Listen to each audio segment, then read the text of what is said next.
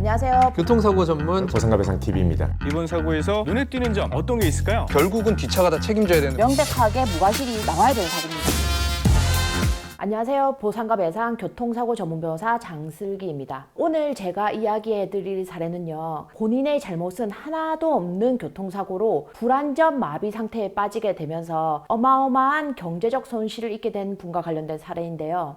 저희 의뢰인분은 교통사고를 당할 당시에 법인을 2개나 운영하고 있을 정도로 고소득자인 67세 남자분이셨어요. 예전에야 67세라고 하면은 노인이고 경제활동 못한다 이렇게 생각하지만 요즘 67세는 진짜 젊으시잖아요. 이분 같은 경우에도 토목구조기술사라는 그 특수 자격증을 가지신 분인데, 이 자격증은 우리나라에서 1년에 30명 미만으로 뽑을 정도로 엄청 희귀한 자격이더라고요. 근데 이런 토목과 관련된 공사를 할 때는 반드시 이 토목구조기술사한테 최종 결재를 받아야만 공사를 시작할 수가 있나 봐요. 그러니까 이분이 이제 고소득을 낼 수밖에 없는 거고, 나이도 더 많이 든다고 하여도 사실은 이분은 공사 내용 검토하고 도장을 찍을 수 있는 나이까지는 계속 경제활동을 할 수 있는 분인 거죠. 이분은 이 교통사고를 안 당했다면은 사실 앞으로 10년, 15년 이렇게 거뜬히 일할 수 있을 건데, 트럭한테 후방 추돌을 당하면서 이제 상하지가 마비되셔가지고 혼자 거동이 불가능할 정도에 이르신 거죠. 그래서 이제 우리 가해차 보험사한테 손해배상을 해달라고 이렇게 청구하게 된 사건입니다. 이런 사건은 쟁점이 크게 2가지예요.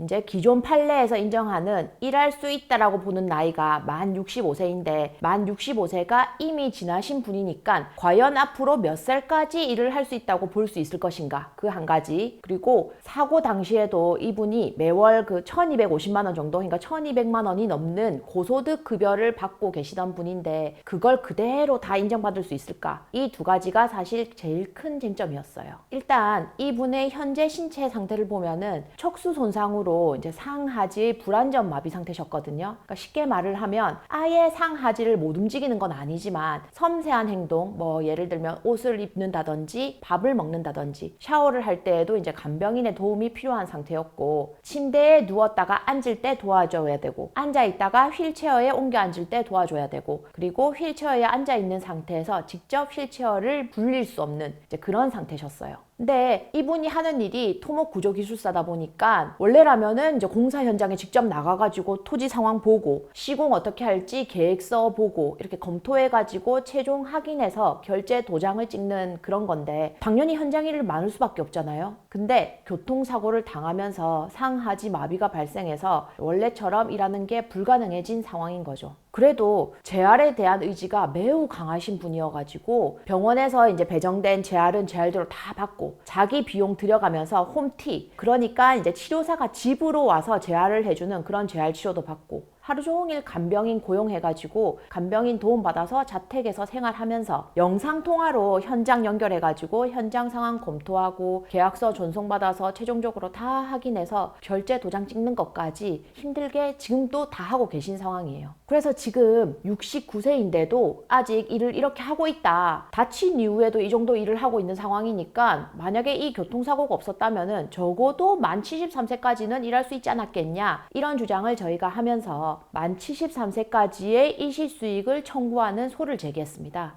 그걸 입증하기 위해서 교통사고 이후에 업무 중인 영상이랑, 그다음에 이분 자격증이 얼마나 희귀한 자격증인지와 관련된 서류, 그리고 실제 사고 이전에 대표이사로 급여를 얼마를 받고 있었는지, 사고 전 약 5년치의 급여 명세서, 이분이 일하고 있는 회사에 가장 나이 많은 직원이 몇 살인지, 이 직업이 나이와 상관 있는 직업이 아니라는 점, 이런 관련된 자료들을 다 제출했어요. 그러면서 만 73세까지 매월 1250만 원의 수익을 낼 수 있는 분인데, 교통사고로 장애가 생기면서 그 수입의 70%를 손해보고 있으니까 그에 대한 일시수익을 배상해달라고 청구한 거죠. 근데 재판부에서는 만 71세까지 매월 1250만 원의 수익을 낼 수 있었는데 교통사고로 그걸 손해봤으니 그거에 대해서 배상해주라는 판결이 나오면서 총 손해배상액은 약 9억 2,800만 원 정도로 산정되었습니다.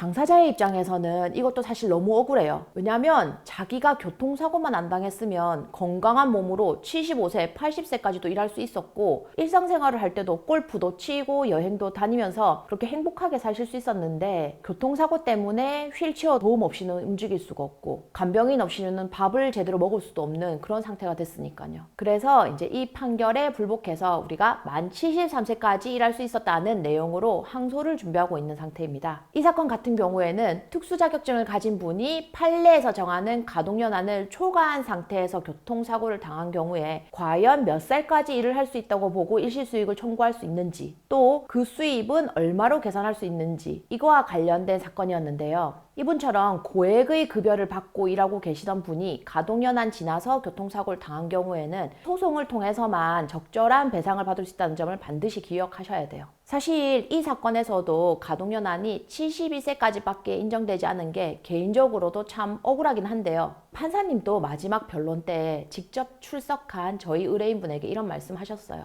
이 사고만 없었다면은 일생을 참 보람되게 사실 뿐인데 너무 안타깝고 그 마음은 너무 이해가 된다. 근데 판례가 인정하는 그 정도라는 게 있어서 무한정 손해액을 다 인정해주지 못하는 게 너무 미안하다라고요. 진짜 안타까운 게 기존 판례에서 정해진 틀이란 게 있어서 아무리 자격증을 가진 전문 직종 종사자나 이분처럼 특수 자격증을 가지고 계셔도 가동연한인 만 65세가 지난 경우에는 사고일로부터 향후 2년, 3년 정도만 일시수익을 인정하는 게 그런 판례의 추세인 것 같아요. 그래서 이걸 깨보기 위해서 이제 이 사건에서도 저희가 항소를 결심한 거고요. 여튼 이분 항소심이 끝나서 좋은 소식이 있게 되면은 그때 다시 이 주제로 후일담을 알려드리도록 할게요. 자, 오늘 영상에서 기억하실 내용은 교통사고를 당했는데 내가 고수익자다. 수익 입증이 쉽진 않겠지만 고수익을 내고 있었던 건 확실하다. 또는 가동연한이 지났는데 나는 일을 하고 있었다. 이런 분들께서는 반드시 교통사고를 잘 아는 변호사를 찾아가셔가지고 소송을 진행하셔야지만 충분한 배상을 받을 수 있다는 걸 기억하시면 좋을 것 같아요. 자, 오늘 영상은 여기까지고요. 다음 영상에서는 더욱 유익한 주제로 찾아뵙겠습니다.